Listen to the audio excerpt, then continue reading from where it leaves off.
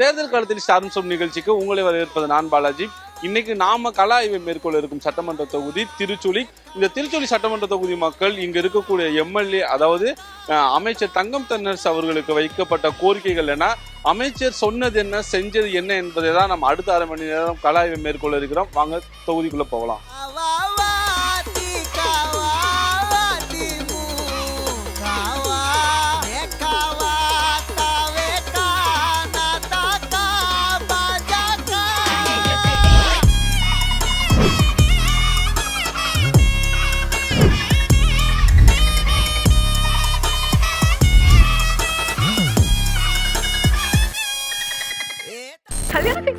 Tamil மேட்ரிமோனிக்கு thanks சொல்லணும். 26 வருஷத்துக்கு முன்னாடி இதே தமிழ் மேட்ரிமோனி மூலமா தான் இவ அம்மாக்கும் கல்யாணம் பண்ணேன். கல்யாணம்னாலே தமிழ் மேட்ரிமோனி தான். வணக்கம். வணக்கம் சார், எப்படி இருக்கீங்க? ரொம்ப நல்லா இருக்கேன். ரொம்ப பரபரப்பாகவே இருப்பீங்க. ஆமாம் ஆமாம், இந்த டைம் சொல்லவும் தேவை, தேர்தல் நேரம் அல்லவா, அதனால ஏகப்பட்ட வேலைகள், அதுக்கு நடுவில் பரபரப்புக்கு பஞ்சமே இல்லை. உங்களை பார்க்கும்போதெல்லாம் ரொம்ப சைலண்டாகவே இருக்கீங்க. நான் மட்டும்தான் அப்படி நினைக்கிறேன்னா, வீட்டில் தொகுதி மக்கள் எப்படின்னு நினைக்கிறாங்க? இல்லை, பொதுவாக சைலண்ட்டான்றது கிடையாது. இன்னும் கூட பண்ணால் நான் உண்மையில கொஞ்சம் ஜாலியான ஆள் தான். வீட்டில் பசங்களோடையும் சரி எல்லாரோடையும் சரி ரொம்ப ஜாலியான டைப்பாக தான் இருப்போம். அரசியலுக்கு வந்ததுக்கப்புறம் சில இடங்களில் நம்ம நிதானமாகவும் இருக்கணும். எப்போதும் பரபரப்பாக இருக்கக்கூடிய இந்த வாழ்க்கையில் வந்து நம்ம சில சமயங்களில் அமைதியாக இருக்க வேண்டியதும் அவசியமான ஒரு சூழ்நிலை. இன்னொன்று, இயற்கையாகவே நான் புத்தகங்கள் படிப்பதில் எனக்கு கொஞ்சம் ஆர்வம் உண்டு. ஸோ அதுவும் ஒரு விதமான அமைதியை எனக்கு எப்போதுமே கொடுக்கக்கூடியதாகவும் இருக்கு. மல்லாங்கிணறு முதல் சென்னை, இந்த ட்ராவலை நான் ஜஸ்ட் ஈஸியாக சொல்லிடுறேன். இந்த பயணத்தை எப்படி பார்க்குறீங்க? இந்த பயணத்திற்கு பின்னால் ஒரு நீண்ட வரலாறு இருக்கிறது. இதே கிராமத்தில் நானும் நீங்கள் நின்று பேசிகிட்டு இருக்கக்கூடிய இதே இடத்துல பிறந்து, இதே இடத்த தவழ்ந்து, இதே பெருமாள் கோயிலில் காலையில் மார்கழி மாத பஜனையில் கலந்துட்டு, அதே இதில் வந்து நான் திருப்பாவை பாடிக்கிட்டு இருந்த குழந்தை பருவம் எனக்கு இருக்குது. இங்கேருந்து கிளம்பி நான் இன்றைக்கி ஒரு அமைச்சராக அங்கே போகும்போது இந்த ஜேர்னி அங்கே வரும்னு நான் நினைக்கல. என்னுடைய இலக்குகள் வேறு விதமாக இருந்தது, என்னுடைய எண்ணங்கள் வேறு விதமாக இருந்தது. ஆனால் அப்பாவுடைய திடீர் மரணம் அது என்னை அரசியலுக்கு கூப்பிட்டு வந்தது. அரசியலுக்கு வந்ததுக்கப்புறம் தொடர்ச்சியாக கழகம் எனக்கு அந்த ஆதரவை கொடுத்தது. அதன் காரணமாக இந்த இடத்திற்கு நான் வந்திருக்கிறேன். அதற்கு மிக முக்கியமாக இன்னொரு காரணம் சொல்லணும்னா, நான் வந்து என்னுடைய தொகுதி மக்கள் அவங்க தொடர்ச்சியாக கொடுக்கக்கூடிய இந்த ஆதரவு அதுக்கு ஒரு மிக முக்கியமான காரணம்.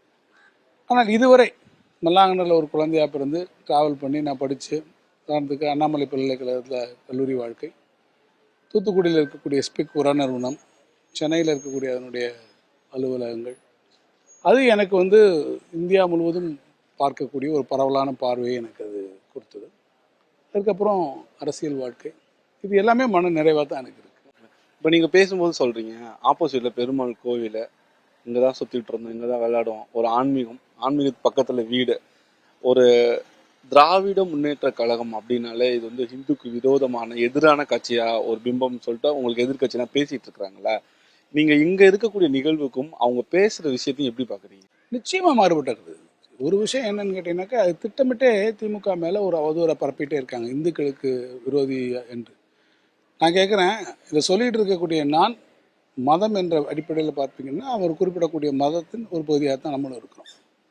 ஆனால் அது எந்த காலத்தையும் எங்களுக்கு வந்து மற்றவர்களோடு ஒரு வேறுபாட்டை உருவாக்குனது கிடையாது.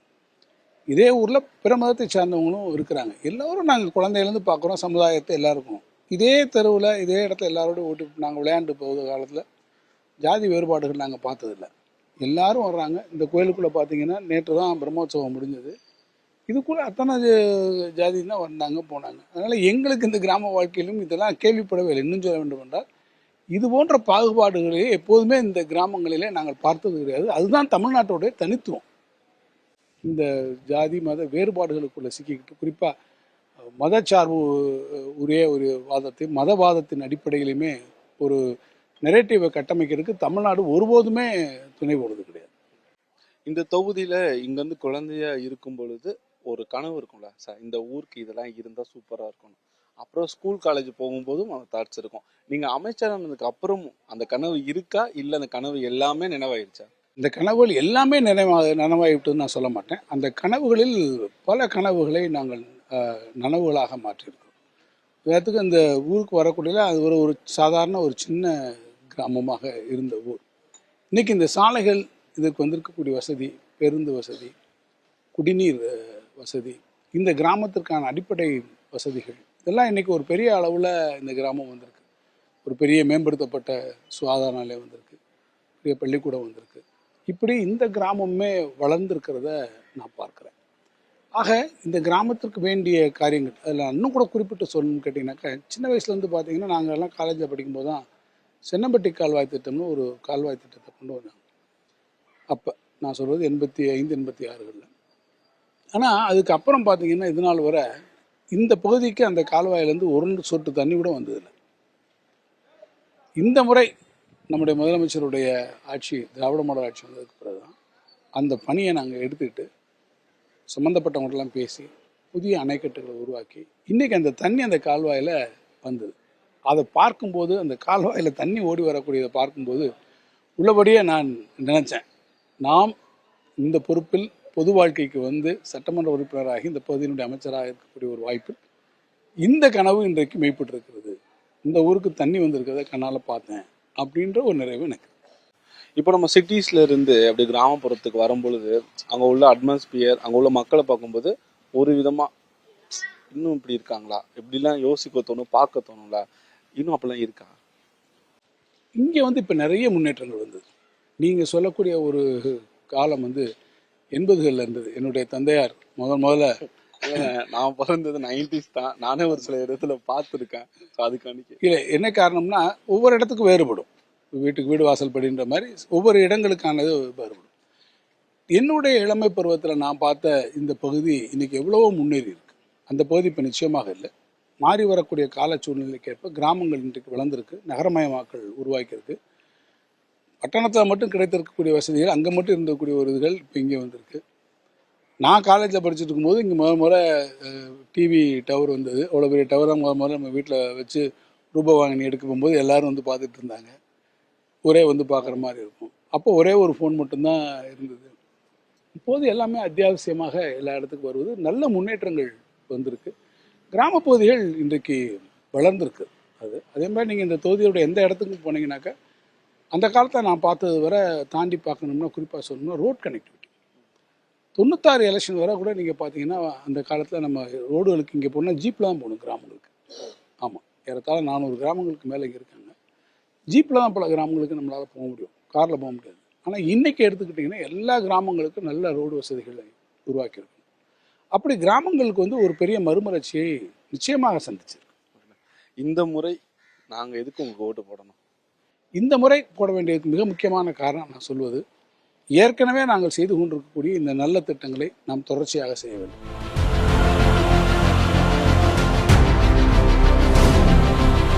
எத்தனையோ தேர்தல்கள் நீங்கள் களம் கண்டிருந்தாலும் இந்த தேர்தலில் ரொம்ப ஸ்பெசிஃபிக்காக இளைஞர்களுடைய வாக்கு எல்லாம் பிரியும், தமிழக வெற்றி கழகத்தினுடைய ஆதிக்கம் அதிகமாக இருக்குன்னு சொல்கிறாங்க. களம் எப்படி இருக்கு? அப்படி ஒன்றும் நான் பார்க்கல. நான் பார்க்கக்கூடிய அளவிற்கு வந்து இளைஞர்கள் வாக்குகள் வந்து பிரிஞ்சு போயிடும் அப்படின்னு நான் நினைக்கல. ஒரு புது மாப்பிள்ளை மோஸ்தர்னு சொல்லுவாங்க. அது மாதிரி இப்படிப்பட்ட புதிய வரவுகள் வருகிற போது ஒரு சின்ன அது மேலே ஒரு ஈர்ப்பு வருவது இயற்கையாக இருக்கும். அந்த ஈர்ப்பு அல்லது குறுகுறுப்புன்னு கூட நீங்கள் வச்சுக்கலாம். அது மொத்தமாக வாக்குச்சாவடியில் வந்து வாக்குகளாக மாறும் என்பதற்கு எந்த விதமான அடிப்படையான தரவுகள் நம்மகிட்ட இல்லை. ஒரு கணிப்பு என்கின்ற வகையிலே இளைஞர்களுடைய வாக்குகள் பிரியும் என்பது ஒரு மித்துன்னு தான் நான் நினைக்கிறேன். தமிழ்நாடு விசஸ் டெல்லிக்கு தான் இந்த தேர்தல்னு சொல்கிறாங்க. திமுக விசஸ் அதிமுக தானே சொல்லணும். இது என்ன டெல்லி? காரணம்னா அதிமுக தன்னுடைய ஐடென்டிட்டியை கம்ப்ளீட்டாக விட்டுட்டாங்க. அதிமுக ஒரு மாநில கட்சி. அந்த கட்சியினுடைய தலைவர்கள் ஏற்கனவே இருந்தவர்கள். அந்த கொள்கையை, திராவிட கொள்கையை வலியுறுத்தியவர்களாக இருந்தார்கள். ஆனால் துரதிருஷ்டவசமாக என்ன ஆயிடுச்சுன்னா, இன்னைக்கு இருக்கக்கூடிய அதிமுக என்பது அந்த கொள்கைகளை முற்றிலுமாக நீர்த்து போனது மட்டுமில்லாமல் அந்த கொள்கையிலிருந்து முற்றிலுமாக தங்களை விலக்கி கொண்டு அவர்கள் டெல்லி ஆதிக்கம் என்ன சொல்லுகிறதோ அதை அப்படியே நிறைவேற்ற மாதிரி இருக்கிறாங்க. அவங்க ஒரு மாதிரி they almost become branch office of Delhi மாதிரி தமிழ்நாட்டில் உருவாக்கிட்டாங்க. அதற்கு நான் வந்து பல உதாரணங்களை கூட சொல்லலாம். இப்போ கூட நீங்கள் பார்த்தீங்கன்னா அந்த கட்சியினுடைய கூட்டணி ஒரு காலத்தில் மக்கள் தலைவர் எம்ஜிஆர் அவர்களாக இருந்தாலும் மறைந்த அம்மையார் அவர்களாக இருந்தாலும் அவர்கள் காலத்தில் டெல்லி இருக்கக்கூடிய தலைவர்லாம் இங்கே வந்து அவங்கள வச்சு பேசி இங்கே தான் முடிவு பண்ணி எல்லாத்தையும் கூட்டணிக்கு அவங்க தான் தலைவர்.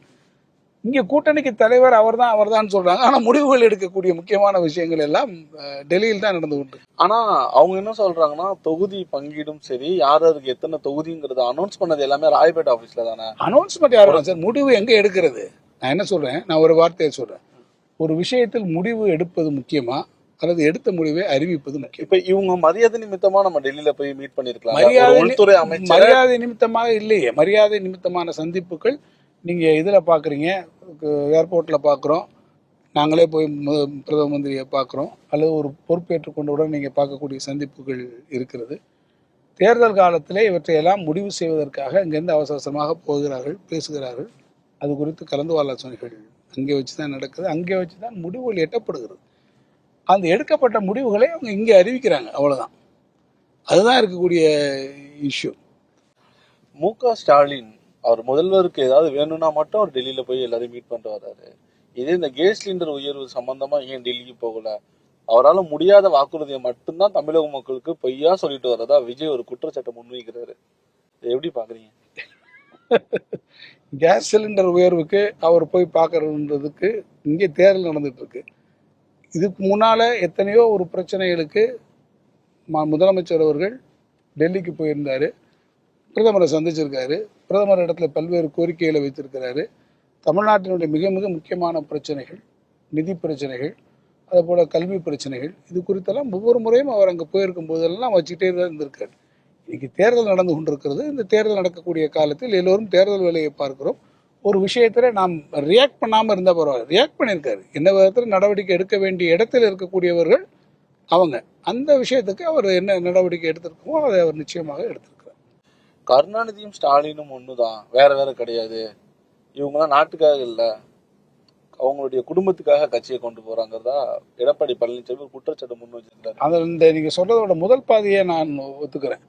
கலைஞரும் நம்முடைய தளபதியும் ஒன்றுதான் என்பதிலே மாற்று கருத்து இல்லை. எப்படி கலைஞர் அவர்களுக்கு ஒரு தலைமைத்துவ பண்பு இருந்ததோ, எப்படி அவருக்கான மதிநுட்பமும் அவருடைய ராஜதந்திரமும் அவருடைய உழைப்பும் கலைஞருக்கு வாய்க்கப்பட்டிருந்ததோ, அது இம்மியோட குறையாமல் தளபதிக்கு வாய்த்திருக்கிறது. எனவே அவருடைய பிள்ளை அப்பாவுக்கு பிள்ளை தப்பாமல் பிறந்திருக்கிறது என்பதை போல அவரும் இவரும் ஒன்றுதான் என்பதிலே அந்த முதல் பகுதியிலே எனக்கு பிரச்சனையே இல்லை. அது உண்மையே, அது சரியான ஒன்று தான். ஆனால் அவர்கள் சொல்வதெல்லாம் பார்த்தால் அவங்க கட்சியிலே இருக்கக்கூடிய எத்தனையோ பேருக்கு இன்றைக்கி அதெல்லாம் வந்திருக்கு இல்லையா? அவங்க கூட்டணி வச்சிருக்கக்கூடிய பாரதிய ஜனதாவில் எத்தனை பேர் இன்றைக்கு அந்த குடும்பத்தில் இருந்து கூட வச்சு கொண்டிருக்கிறார்கள். இன்னும் சொல்ல போனோம்னால் அவரவர்கள் குடும்பத்தில் இருக்கக்கூடியவர்கள் எல்லாம் இப்போது இந்த அரசியலில் என்னென்ன வேலைகள் செய்து கொண்டிருக்கிறார் என்பதுதான் நாட்டு மக்களுக்கு நன்றாகவே தெரியும். மறைந்த முன்னாள் முதல்வர் கருணாநிதி எந்த வயசுல ஃபர்ஸ்ட் மீட் பண்ணீங்க? உங்கள்ட்ட ஃபர்ஸ்ட் அவர் பேசின வேர்ட்ஸ் ஞாபகம் இருக்கா? நல்லாவே ஞாபகம் இருக்கு. இப்போ நம்ம போயிட்டு இருக்கோமே விருதுநகரில் புகழ்பெற்ற மாரியம்மன் கோயில் திடல்னு இருக்கு. அங்கே பொட்டல்னு நாங்கள் சொல்லுவோம். அங்கே தான் முதல் முறையாக நான் அவரை சந்திக்கிறேன். அப்போது எனக்கு வயது 10 வயது இருக்கும். நான் 5ஆவது படிச்சுட்டு இருக்கேன். ஆமாம். அதுக்கு முன்னால் நான் அவரை பார்த்ததுன்றது கொஞ்சம் இதாக இருக்கிறது. மதுரையில் தமுக்க மைதானத்தில் ஒரு மாநாடு நடந்தது, மகளிர் மாநாடு. அப்போ எங்கள் அம்மா நான் சின்ன பையன், என்னை அந்த மாநாட்டுக்கு கூப்பிட்டு போயிருந்தாங்க. அந்த மாநாட்டில் தான் நான் கலைஞர் இதுதான் முதலமைச்சர் கலைஞர்னு மாநாட்டு பந்தலில் உட்காந்து பார்த்தக்கூடிய தலைவர் அவர். பின்னாளிலே நான் சொன்னது போல் பொட்டலில் மீட்டிங்கு. அப்போ நான் சின்ன பையன், 10 வயசு இருக்கும். அந்த மீட்டிங்க்கு அப்பா கூட்டமாக இருக்குன்ட்டு கூட்டு போகல. ஆனால் இங்கே இருக்கக்கூடிய கட்சிக்காரனோட சேர்ந்து அவங்களோட சேர்ந்து நானும் அந்த கூட்டத்துக்கு போயிட்டேன். போய் அந்த கூட்டத்தில் முன்னால் போய் ஒரு தூரத்தில் உட்கார்ந்துருக்கும். கலைஞர் வந்திருந்தார். அப்போது மறைந்து விட்ட சிறுகதை மன்னன் சேதுநாட்டு செல்லக்கிளி தென்னரசு பெரியப்பா அவர்கள் தலைவரோடு வந்தார்கள். அப்பா அந்த மேடையிலாம் இருக்கிறாங்க. ஆனால் என்ன ஆச்சுன்னா, தென்னரசு பெரியப்பா அந்த கூட்டத்தில் எப்படியும் என்னை பார்த்துட்டார். நான் இந்த கூட்டத்தில் என்னை பார்த்த உடனே எனக்கு பேர் அவருடைய நினைவாகத்தான் அப்பா வந்து வச்சார். நினைவாக அவங்க 2 பேரும் ரொம்ப நெருங்கிய நண்பர்கள், மென்டார் அப்பாவுக்கு அவர். அதனால் ஒரு நன்றி உணர்வின் அடிப்படையில் அவருடைய பேரை அப்பாவை அரசியலுக்கு ஆற்றுப்படுத்தியவர்ன்றதுனால அவர் வச்சாங்க. அவர் என்னை பார்த்துட்ட உடனே என்ன பண்ணாருன்னா, ஒரு ஆளை விட்டு உடனே அந்த பையனை மேலே கூட்டுவாங்க அப்படின்னு சொன்னார். என்னை அப்படியே அச்சா தூக்கி மேலே கொண்டு போய் மேடையில் வச்சாங்க. தலைவர் உட்கார்ந்தார். அவர் தலைவர் பக்கத்தில் கொண்டு போய் குறிச்ச உடனே மறைந்த மாதவன் அவர்களும் தலைவரும் அருகே உட்கார்ந்தாங்க. நான் வந்தோடனே மாதவன் அவர்கள்ட்ட இது தங்கப்பாண்டியன் பையனோடனே மாதவன் அவர்கள் அவருடைய மடியில் என்னை உட்கார வச்சுட்டாரு. அந்த பக்கம் தென்னரசு வைப்பேன், அங்கிட்டு மாதவனுக்கும் கலைஞர் அவர்களுக்கு நடுவில் இப்படி என்னை உட்கார வைத்து கொண்டார். அப்போ தென்னரசு வைப்பா கலைஞர்கிட்ட கேட்டார், அவன் என்ன சொல்கிறான்னு கொஞ்சம் கேளுங்க அப்படின்னு சொன்னார். அப்போ தலைவர் அவர்கள் என்ன சொன்ன அப்படின்னு கேட்டார். இதுதான் எனக்கும் கலைஞர் அவர்களுக்கும் நடந்த முதல் உரையாடல். கலைஞர் அவர்கள் ஒரு சின்ன பையனாக இருக்க என்னை பார்த்து என்ன சொன்ன அப்படின்னு கேட்டார். நான் அப்போ அவர்கிட்ட கேட்டேன், எல்லாரும் நீங்கள் ஜெயிலுக்கு போயிருக்கீங்களே, எங்கள் அப்பா மட்டும் ஏன் ஜெயிலுக்கு போகாமல் இருக்காருன்னு கேட்டேன். காரணம், இந்திய எதிர்ப்பு போராட்டத்தை எல்லாரும் இப்போ திமுக இந்த பெருந்தலைவர்கள் எல்லாமே சிறைக்கு போய் அந்த அனுபவங்களை பேசுவாங்க வீட்டுக்கு வரும்போது. புத்தகங்கள்லையும் அப்போ நிறைய இருக்கும். அந்த இதெல்லாம் கேள்விப்பட்டு எனக்கு மனசுக்குள்ளே எல்லாரும் இவங்கெல்லாம் ஜெயிலுக்கு போகணும், அந்த ஜெயிலில் இருந்து அந்த ஜெயில்னு சொல்கிறாங்களே, அப்பா அது மாதிரி ஜெயிலுக்கே போட நான் கேட்டேன். வாய் முகூர்த்தம்னு ஒன்று சொல்லுவாங்க பார்த்தீங்களா, அது மாதிரி நான் கேட்டதுக்கப்புறம் 76ஆம் ஆண்டில் பார்த்தீங்கன்னா மிஸ்ஸால் எங்கள் அப்பாவை முதல்ல கொண்டு போய் ஜெயிலில் வச்சு 1 வருஷம் ஜெயிலில் இருந்தார். மதுரை ஜெயிலில் மிஸ்ஸா கைதியாக 1 வருஷம் இருந்தார். நான் அந்த கேள்வியை கேட்டவுடன் தலைவர் அவர்கள் அப்படியே குலுங்கி சிரிச்சிட்டார். சிரிச்சு என்ன எப்படி கேட்குற அப்படின்னு கேட்டார். அப்புறம் தான் அவர் உடனே தென்னரசு வந்து இந்த மாதிரி கேட்குறான்னு சொல்லி என்னை தட்டி கொடுத்துட்டு என்னை பக்கத்தில் வச்சு ஒரு புகைப்படம் எடுத்தார். என் வீட்டில் இன்னும் அந்த புகைப்படம் மாட்டப்பட்டிருக்கிறது. அதுதான் எனக்கு அவருக்கும் நடந்த ஒரு ஃபர்ஸ்ட்டு கான்வர்சேஷன். அரசியலுக்கு வந்ததுக்கு அப்புறம் அவங்கள சென்னையில் போய் மீட் பண்ணும்போது இந்த மெமரிஸ்ன்னு அவர் சொன்னீங்களா? இந்த மெமரிஸை நான் சொல்லலை அவர்கிட்ட. அவரை நான் போய் பார்க்குற முதல்ல அரசியலுக்குள்ளே வரும்போது பார்த்திங்கன்னா, நான் அது ஒரு அப்பாவுடைய மறைவு எனக்கு அரசியலுக்கு வர வேண்டிய சூழ்நிலை. நான் அப்போ கம்பெனியில் ஒர்க் பண்ணிகிட்ருக்கேன். ஒரு மாலை நேரத்தில் இருக்குது, ஒரு ஃபோன் வருது. ஃபோனில் கூப்பிட்டு உடனடியாக உங்களை மதுரைக்கு சிஎம் வர சொல்கிறாங்க அப்படின்னு சொன்னாங்க. உடனே நான் மதுரைக்கு கிளம்பி உடனே போகிறேன். அவர் சர்க்கியூட் ஹவுஸில் இருந்தார். ரூமுக்குள்ளே போன உடனே அவரும் மறைந்த மூப்பனார் அவர்களும் உட்காந்தாங்க. உள்ளே போன உடனே டக்குன்னு என்னையை பார்த்துட்டு அவர்கிட்ட வரதுக்கு முன்னாடி நிறைய சன் வந்திருக்கான்னு சொன்ன உடனே வந்து மூப்பனார்கிட்ட டக்குன்னு ஒரு தலைவர் திரும்பி, இதுதான் தங்கப்பாண்டியன் பையன், இவரை தான் நான் அருப்புக்கோட்டையில் கேண்டிடேட்டாக போடுறேன்னு. அவர் உடனே பார்த்துட்டு, ஆமாம்மா நான் ஒரு இறந்து போகும்போது ஒரு ஊருக்கு போயிருந்தேன், பார்த்தேன் இவங்களெல்லாம் அப்படின்னு சொல்லி அதை அக்னாலேஜ் பண்ணார். சொன்ன உடனே எனக்கு டக்குன்னு அப்படி தலைவர் சொன்ன உடனே ஒரு இதாக இருந்தது.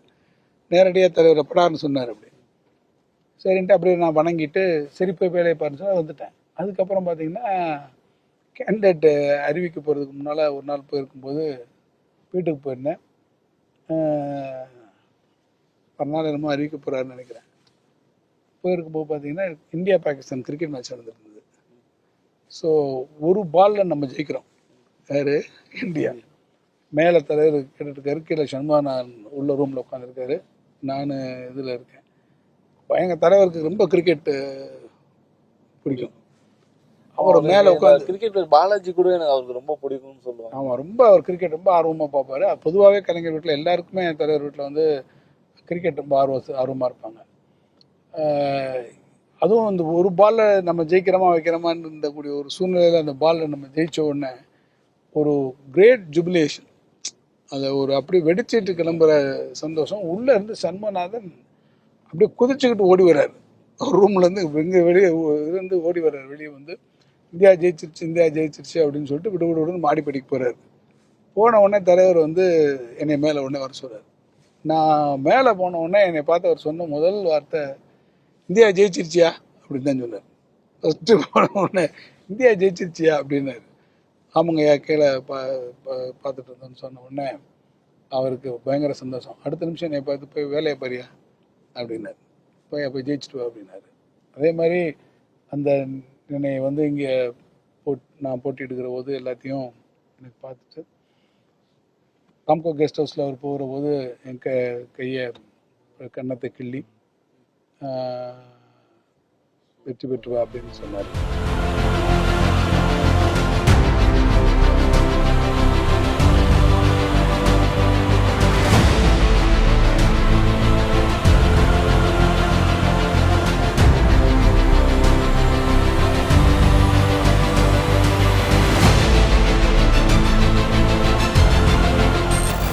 இப்போ இந்த சோதனை எல்லாம் பண்றாங்கல்ல, அது இப்போ சிஎம், எதிர்கட்சி தலைவர், டெப்டி சிஎம், மினிஸ்டர்ஸ் இந்த மாதிரி எல்லா வண்டியும் நிப்பாட்டுறாங்கல்ல, உண்மையிலேயே நீங்களே இது காசு கொண்டு போவீங்களா? இருந்தா தான் நடந்து போறது. இல்லை, அது அவங்களுடைய கடமையை செய்கிறாங்க. அவங்களுக்கு சில மேண்டேட் இருக்கு.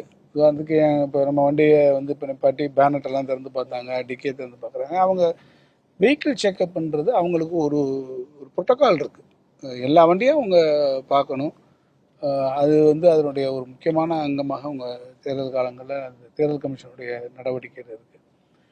நம்ம கல்லூரி போயிட்டு இருக்கும்போதும் படிச்சு முடிச்சுட்டு வேலைக்கு போகும்போதும் இந்த வேலைக்கு மட்டும் நீ வந்துடாத, அப்பாவோட போயிடணும், அப்பா இருக்கிற இந்த தொழிலுக்கு நீ வந்துடாத நிறைய ஃபீல்டு நிறைய அப்பானா சொல்லுவாங்கல்ல, அரசியலுக்கு வராதுன்னு இந்த மாதிரி எதுவும் சொல்லியிருக்காங்களா?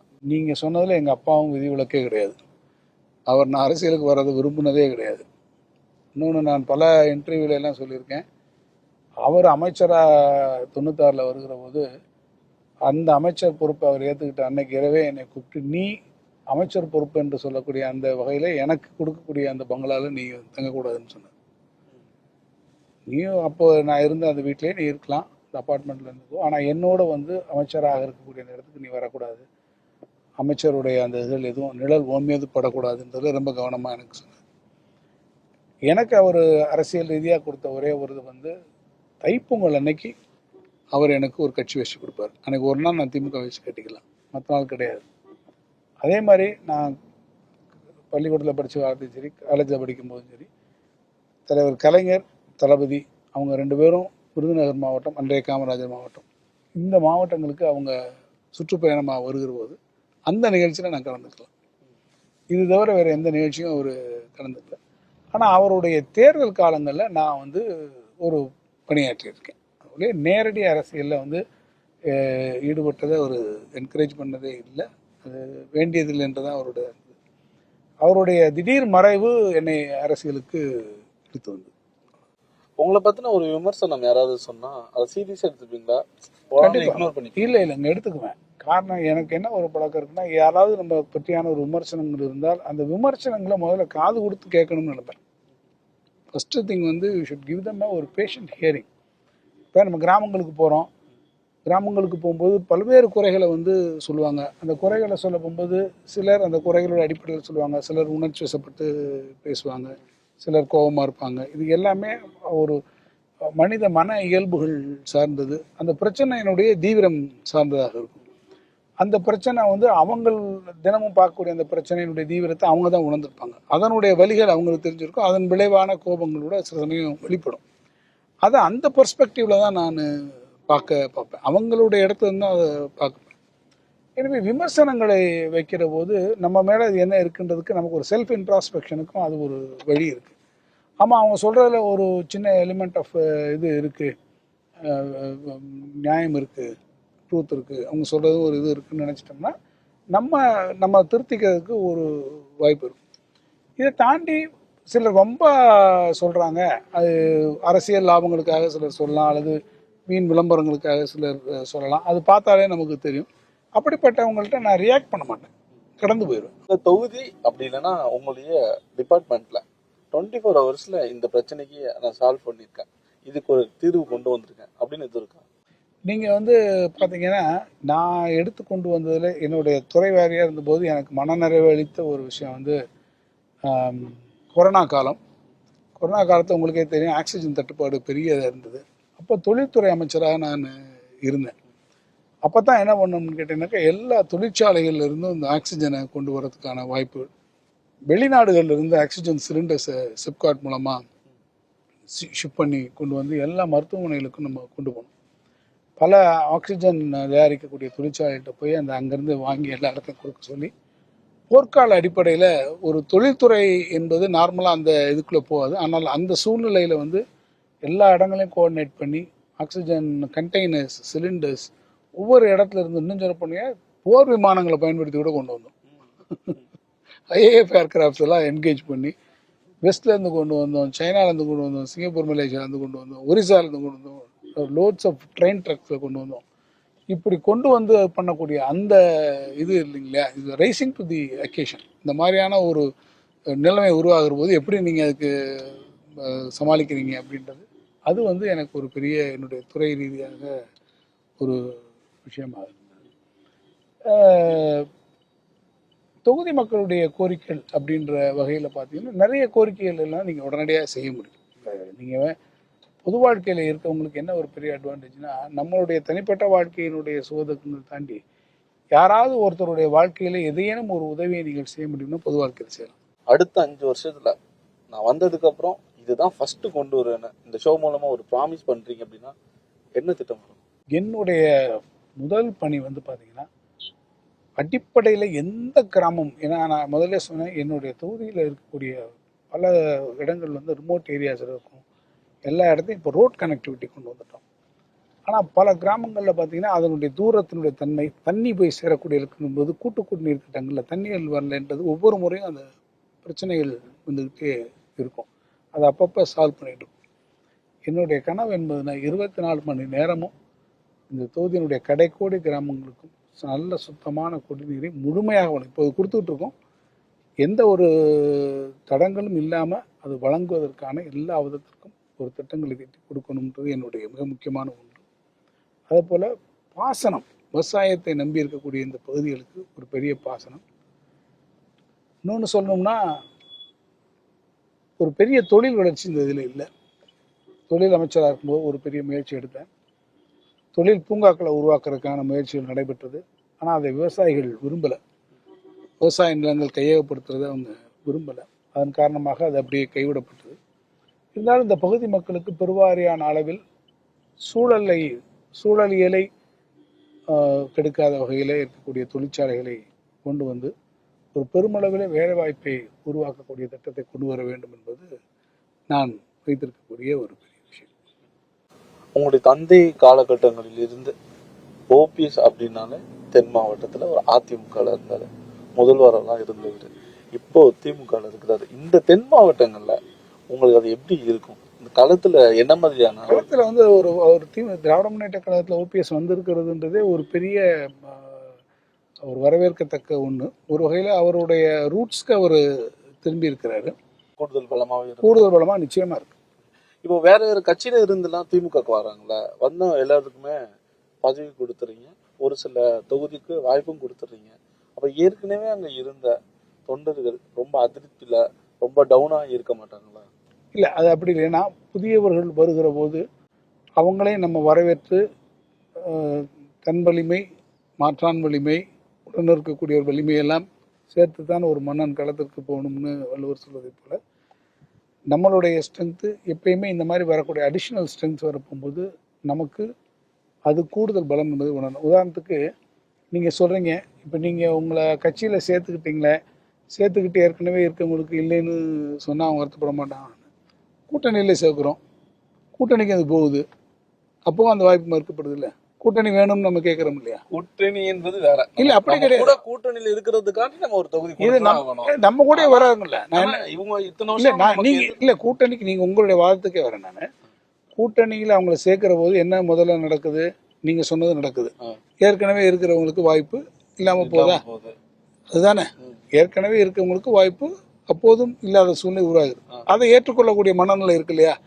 அதே மனநிலை இன்னைக்கு உங்களுக்கு வந்து இது இல்லை என்று சொன்னாலும், இன்னைக்கு இவர் ஒருத்தர் வந்ததுனால் எனக்கு அந்த வாய்ப்பு வரவில்லைன்னு நீங்க நினைச்சாலும், நீங்கள் செய்திருக்கக்கூடிய இந்த தியாகத்திற்கான உள்ளபடியான ஒரு பரிசு உங்களுக்கு காத்திருக்கு. இன்னைக்கு கூட முதலமைச்சர் இன்னைக்கு காணொலி காட்சியில் பேசுகிற போது எத்தனை எம்எல்ஏக்களுக்கு இன்னைக்கு சீட்டு கொடுக்க முடியல, ஏற்கனவே இருந்தவங்களுக்கு பல்வேறு காரணங்கள், அவங்க எல்லாரையும் பேச சொன்னார்.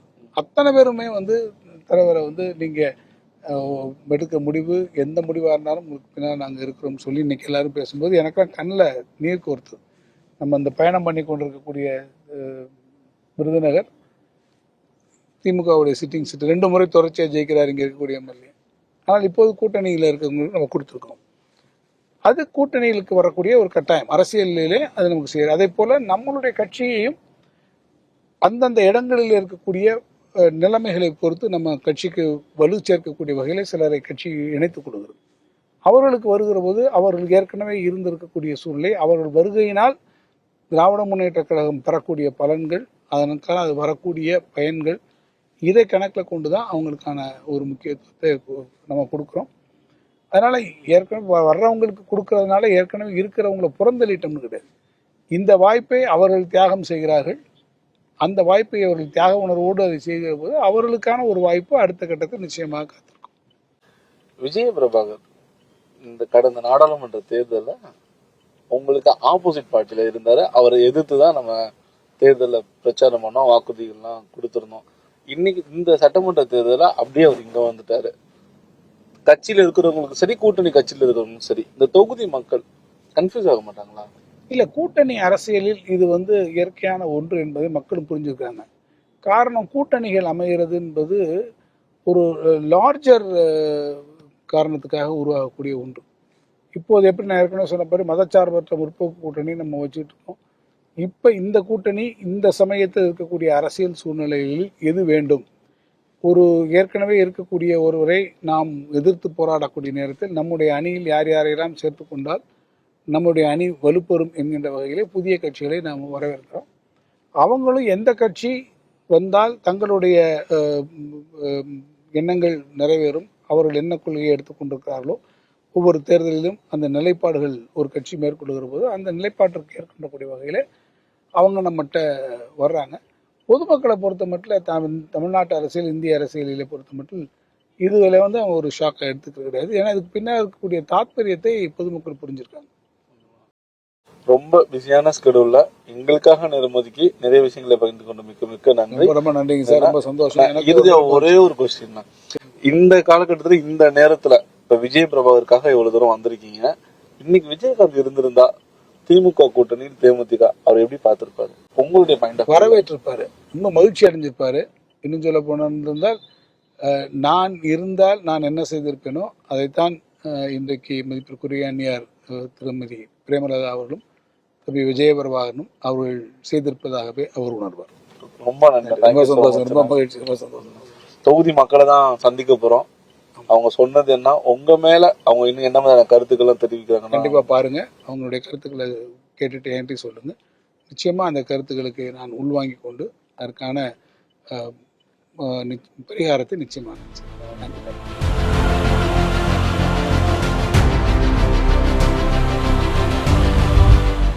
அமைச்சரின் செயல்பாடுல எப்படி இருக்கு?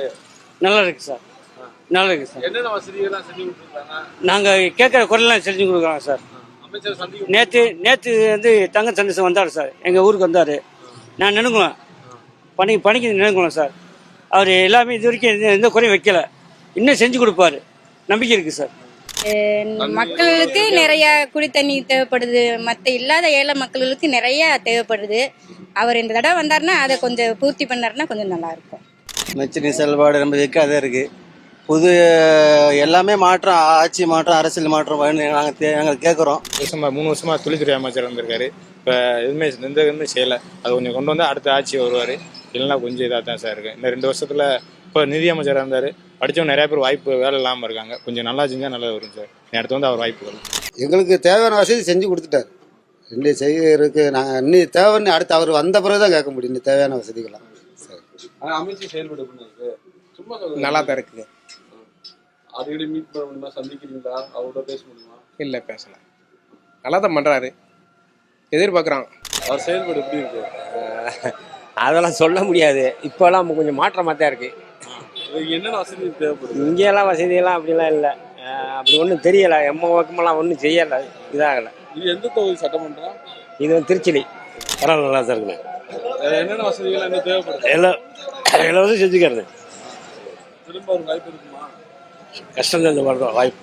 என்ன வசதி, தண்ணி வசதி, கால் வசதி, எல்லா வசதியும் தேவைன்னு. அமைச்சரை சந்திக்கிறீங்களா, அடிக்கடி மீட் பண்ணுவீங்களா? சந்திக்கிறேன். எல்லா வசதி கேட்குற வசதி எப்பெல்லாம் எல்லாமே செஞ்சு கொடுக்குறாரு. நல்லா ரோடு போட்டு கொடுத்துருக்காரு, வச்சிருக்காரு. எல்லா வசதியும் நல்லா செஞ்சு கொடுத்துருக்காரு. இந்த அமைச்சர் அவர் குடும்பத்தை அவர் பார்க்குறாரு. வேற எதை பார்த்துருக்காரு? தொகுதிக்கு ஒரு என்னென்ன வசதிலாம் வேணும்? இந்த தொகுதியில் என்ன செஞ்சிருக்காரு அதான் அவர்கிட்ட கேளுங்க. வேற என்னென்ன வேணும் உங்களுக்கு? என்னங்கய்யா இருக்குங்க? ஒண்ணுமே இல்லையே. உழைக்கிறவன் உழைச்ச கிடக்கும், சாகிறவன் செத்துக்கிட்டே இருக்கும். இந்த தொகுதியில் என்ன நடந்திருக்கு? அமைச்சர்கள் செயல்பாடு காரியாலயத்தில் நல்லா இது பண்ணியிருக்காரு. ரோடு, வார்கால், சாக்கடை எல்லாம் நல்லா பண்ணி வச்சிருக்காரு. வீட்டு பூரா அந்த இதுதான் தென்னரசு தங்கம் தென்னரசு என்னென்ன வசதியெல்லாம் செஞ்சு கொடுத்துருக்காரு? செஞ்சுருக்காங்க. நல்லா ரோடு போட்டு கொடுத்துருக்காங்க. வேறு குழாய் தண்ணி போட்டு கொடுத்துருக்காங்க. லைட்டு போட்டுருக்காங்க. இங்கே அவருக்கு செயல்பாடு தான் எப்படி இருக்கு? ஓட்டு அவருக்கு தான் அவ்வளவு. அமைச்சர் செயல்பாடெல்லாம் எடுத்து நாங்கள் சொல்றது எதுவுமே செய்யல. பள்ளிக்கூடம்ன்றாங்க, பஸ்ஸுன்றாங்க. பஸ் வந்து கவர்மெண்ட் ஆட்டோமேட்டிக் விட்டது. எம்எஸ்ஆர் ராஜா வந்து எல்லாமே செஞ்சிரும்னு சொல்லியிருக்காரு. எங்களுக்கு வந்து அவர் தான் ரொம்ப டாப்பில் இருக்காரு. திருச்சுழி சட்டமன்ற தொகுதியில் தான் இன்னைக்கு நம்ம கள ஆய்வை மேற்கொண்டோம். ஒருபுறம் இந்த தொகுதி மக்களின் கருத்தையும், மறுபுறம் இந்த தொகுதி அமைச்சர் தங்கம் தென்னரசு அவர்களையும் தான் நம்ம சந்தித்து நிறைய கேள்விகளை முன்வைத்தோம். அதற்கு அவர் பல்வேறு கருத்துக்களையும் முன்வைச்சிருந்தாரு. எது எப்படியோ இந்த சட்டமன்ற தேர்தலில் இந்த தொகுதி மக்கள் யாரை தேர்வு செய்து சட்டமன்றத்திற்கு அனுப்ப போகின்றார்கள் என்பதை நாம் பொறுத்து தான் பார்க்க வேண்டும். நாளை வேறொரு சட்டமன்ற தொகுதியில் உங்களை சந்திக்கிறேன்.